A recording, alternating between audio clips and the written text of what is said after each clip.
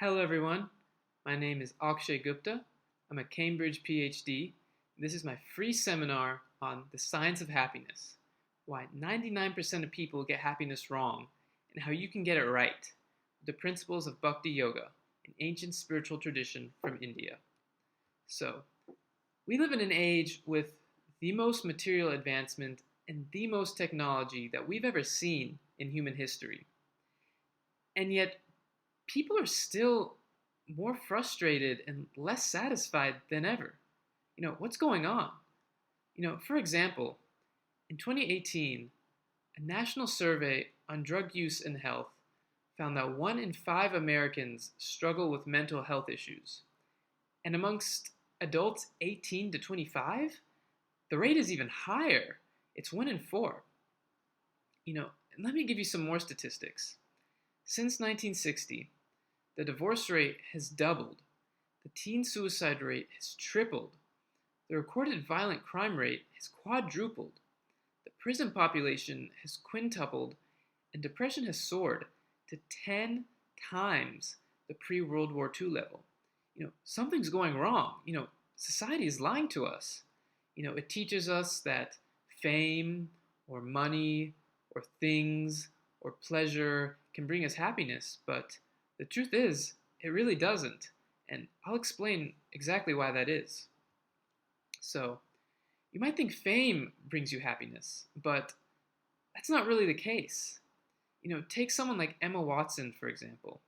Hermione in Harry Potter, very famous, and yet she was completely disillusioned when she realized that the fame she had didn't bring her happiness. And she actually had to go through therapy because of the anxiety that her fame had brought her. Another example is the artist Avicii.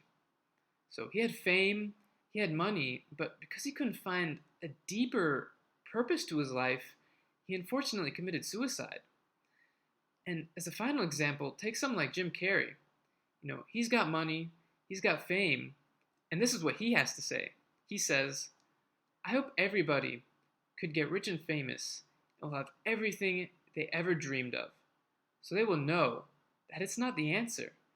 This is Jim Carrey. He has fame, he's got money, and he's realized firsthand that fame really doesn't bring the happiness that we're searching for.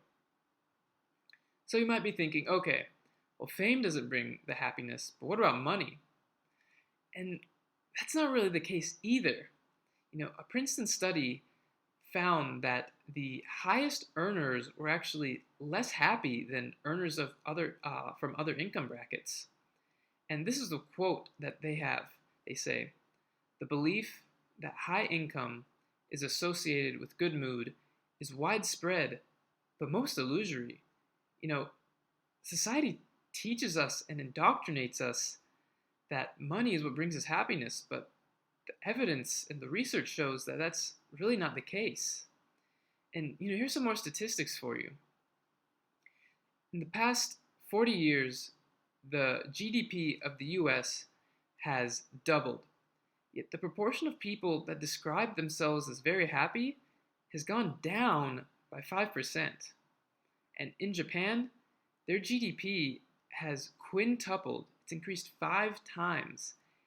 Yet people are actually becoming less happy there. And scientists have also found out exactly how much money it takes for us to be happy. Here's what they found. You want to know the price of happiness?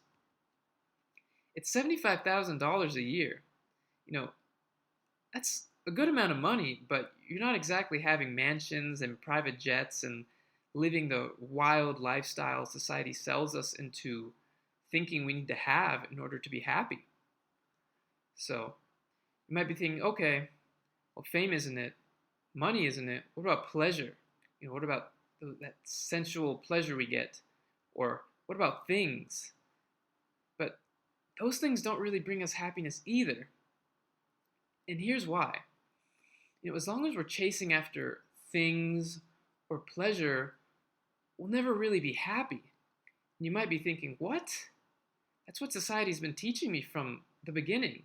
But let me explain why just chasing after things and chasing after pleasure really doesn't bring us happiness. If you're always thinking of getting something, the newest iPhone, the newest experience, then how can you find peace? You'll never be truly content from within if you're always thinking, okay, once I get this iPhone, then I'll really be happy. Because, guess what happens when you get that iPhone? All of a sudden, that iPhone isn't enough. You want the newest model of that iPhone.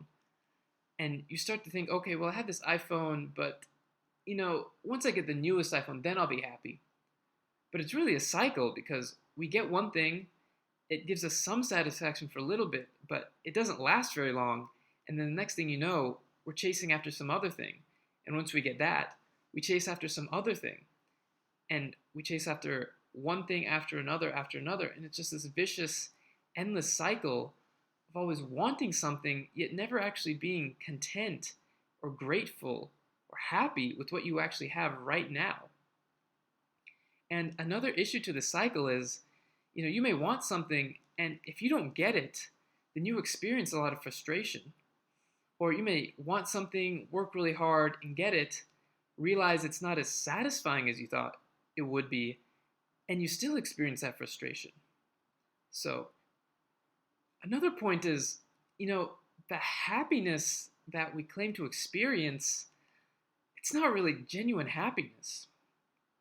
You might be a student and you might be studying and stressing out over an exam, and you might take that exam, and then once you take that exam, you might feel a sense of happiness because you're done with the exam, you're done with the stress. But that's not really happiness.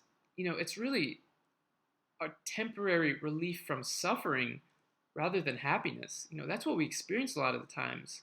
We think, okay, I'm happy now, but a lot of times it's not that we're happy, it's not that we're full of joy, we found some temporary relief from our suffering. And let me illustrate this point with a story.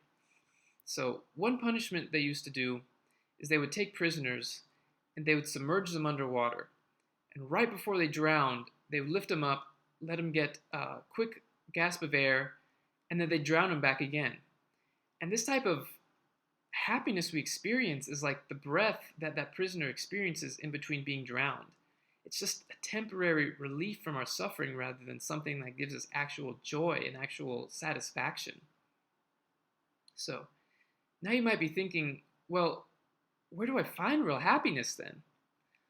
And to this, I'll explain some secrets from the East. I'll explain what the Bhakti Yoga tradition has to say about happiness. So there's many various strategies it provides us for attaining happiness. And it breaks down happiness into two broad categories. So there's temporary happiness and there's eternal, lasting happiness. Temporary happiness is what we're conditioned to chase after. That instant gratification, that quick pleasure, could be Netflix, it could be eating pizza, some immediate experience. But here's the problem with temporary happiness. Let's say you're watching Netflix. You watch the first episode, it's pretty good, you get some happiness out of it. You decide to watch a second episode, it's pretty good, but not as good as that first episode. You watch the third episode, then the fourth, then the fifth, then the sixth, and each episode you watch gives you less and less satisfaction until by the end of it, you're just frustrated. You don't even feel happy. Or pizza, you eat one piece of pizza, tastes delicious. You eat a second piece, it's good, maybe not as good as the first one though. You eat that third piece and that fourth piece, and by the fifth piece, you're just ready to throw up, you've had it. So this temporary happiness that we're chasing after, it continues to get worse and worse until we just feel frustrated by the end of it. But Bhakti Yoga teaches us of a more eternal, satisfying happiness. A happiness that gets better over time. Something that you can experience ever increasing pleasure out of. Something that just continues to grow and get better all the time. And that's really what we're looking for. So how do we get this eternal, lasting happiness? Well, one way is through service. By selflessly serving some higher cause other than ourselves, with no selfish motives. And here's a quote by Martin Seligman, the director of the Positive Psychology Center at the University of Pennsylvania. He said, "The search for happiness is a quest for activities that are absorbing and meaningful. Meaningful activities are those that serve others, providing the doer with a sense of belonging to a cause greater than himself." So, society teaches us to be very self-centered and just focused on our own immediate selfish desires. But ancient wisdom from the East teaches us that our real happiness comes when we think of others and we serve selflessly and we serve a higher cause than ourselves. And, our society, this is so foreign, but when you do serve selflessly, you will experience a greater sense of happiness. And you'll be able to get your attention off your mind, which just causes you anxiety, and just get lost in the joy of serving others. So, aside from service, Bhakti Yoga teaches us that we can find happiness through a spiritual practice. And you might be thinking, well, I'm a spiritual person, but I don't really need a practice. Or, why should I have a practice? Why can't I just be spiritual? But here's why you need a practice. In any activity you want to get good at, you've got to have a practice. I don't think there's a single Olympic athlete who showed up on game day and just performed and blew everyone out of the competition. Any Olympic runner, swimmer, lifter, whatever, has put in thousands of hours of serious, committed practice, because it takes practice to get good at something. And spirituality is no different. If we want to improve ourselves, if we want to grow, if we want to be the best version of ourselves that we can be, we've got to have a practice to do it. A practice gives you a systematic, progressive way to develop yourself. And here's some of the benefits of a spiritual practice. So one, it elevates your consciousness. You'll get better mental clarity. You'll be able to see things clearly. You'll be able to experience just a greater sense of happiness just naturally. And spiritual practice also purifies us of our imperfections. We're human. We're not perfect. We've got things like lust, anger, jealousy, greed, etc. in our hearts. And we experience that these things don't really bring us happiness to hold on to these things. But a spiritual practice will actually cleanse us of these imperfections. It'll remove them from our hearts and allow us to be the purest version of ourselves that we can be. Moreover, a spiritual practice, it lets us experience tremendous bliss from within ourselves. Meaning we don't have to seek it through money or things or pleasure. We don't have to search for happiness, because we'll be happy already from within. It's a very powerful feeling to not need anything to make you happy, but just to be happy. Moreover, spiritual practice sharpens our intelligence and lets us see things more clearly, materially and spiritually. You can see things in the proper perspective and really come at life with a higher, more mature life perspective. And lastly, a spiritual practice connects us to our original divine source of happiness. And this will enable us to achieve a level of happiness far greater than what material things can provide. So, here's a quote by the Bhagavad Gita, one of the important bhakti literatures, one of the most important books in the whole world, actually. It says, "The non-permanent appearance of happiness and distress, and their disappearance in due course, are like the appearance and disappearance of winter and summer seasons. They arise from sense perception, and one must learn to tolerate them without being disturbed."